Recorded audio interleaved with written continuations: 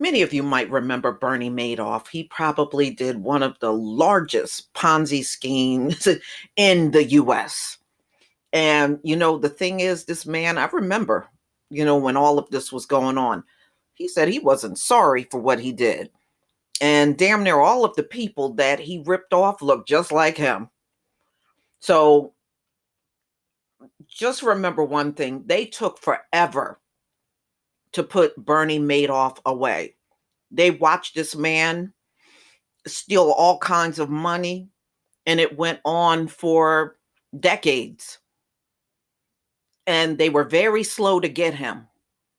Very slow, just like Michael Avenatti. They watched him for over 10 years, and they knew what he was doing. They knew what his activities were, and they were very, very slow to put him away. It was the same case with Bernie Madoff. Same thing. So apparently he is terminally ill, and he is requesting an early release. I believe he has kidney disease.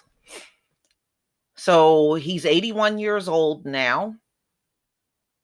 Bernie Madoff, who once ran the largest Ponzi scheme in the US, definitely has a terminal illness and should be released from prison to live out the remaining months of his life, his attorney told a federal judge Wednesday. Now, just because he's making this request, ladies and gentlemen, technically they don't have to grant him anything.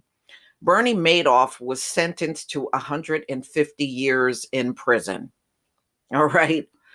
And they don't have to do anything. Even the fact that he is in kidney failure, they technically don't have to do anything but make his ass sit there and die behind bars. And there's a lot of people that he ripped off. Their lives have never been the same since they lost all that money that he literally stole from people. So, court documents revealed Wednesday that Madoff sought compassionate release in September from the warden of the federal prison in Butner, North Carolina, but was turned down. Mr. Madoff was accountable for a loss to investors over $13 billion. Damn. You see how long, darn well, none of us would have been able to even get away with $13 stolen. Look, I gave you a story on a man that is serving a life sentence over $9. A life sentence. This man stole $13 billion. That is just outrageous. And he didn't do this overnight. It took a long period of time for him to accumulate that amount. Like I said, they knew what he was doing for a long time, and they let him get away with it. Accordingly, in light of the nature and circumstances of his offense, his release at the time would minimize the severity of his offense, the Bureau of Prisons said in denying the request. In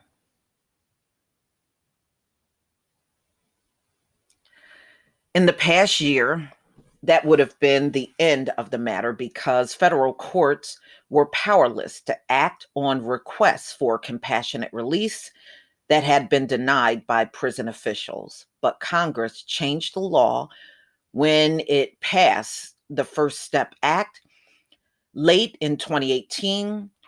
While it was aimed at reducing sentences for low-level drug offenders, that's because there's so many in there.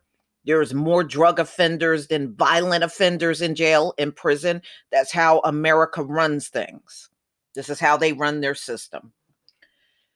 The act also gave courts authority to grant release for health reasons. Madoff is an 81-year-old man facing significant health issues who has less than 18 months to live. His weakened and declining physical condition is such that he would pose no danger to anyone, Sample said in a motion presented to Chen. Now, from what I understand, he's in a wheelchair. So who knows? You know, I mean, these folks get all kinds of leeway that we don't get. So who knows how this is going to turn out? Sample noted that Bernard Eber, the former chief executive of WorldCom, was granted compassionate release in December from his 25-year sentence for security fraud. He died Sunday at age 78. Even the bomber who brought down TWA Flight 103, killed 270 people, was released from a Scottish prison in 2009 on compassionate grounds, Sample said. The U.S. Attorney's Office in Manhattan, which prosecuted Madoff, declined to comment. But one of Madoff's victims, Greg Felsen, said the scam wiped out his savings. He's terminally ill. I'm terminally broke. Felsen told the Washington Post he deserves no leniency whatsoever. Okay. Ladies and gentlemen, yeah, a lot of a lot of the people that Madoff ripped off, because I was, reading some of the articles that came out over the years, they are broke. But my question is, why did you invest everything you had? You didn't keep anything aside for yourself? But I guess you see, they got a history of investing like that. Even during the Great Depression. That's why so many of them had to live in shanty shacks and, you know, and they were barely making it because every single dime they got, they invested it into the stock market instead of keeping some money aside for just daily living. And that's what got them into all kinds of trouble during the Great Depression. A lot of them were doing that. And as you can see, here we are years later when they were dealing with Bernie Madoff, they were doing the same thing. They were investing every damn thing they had and giving him all that money. And when he finally had to go to jail, many of these victims, they went broke. They had nothing. I don't understand that kind of logic. And history should tell you that doing that kind of investing, you can run into a lot of trouble doing that. But we shall see if Bernie Madoff will get out of jail for compassion to the fact that he has kidney failure now and he's in a wheelchair and he's got failing health. You know, don't think because this man ripped off people $13 billion, he can't get out of jail. He most certainly can. But we shall see.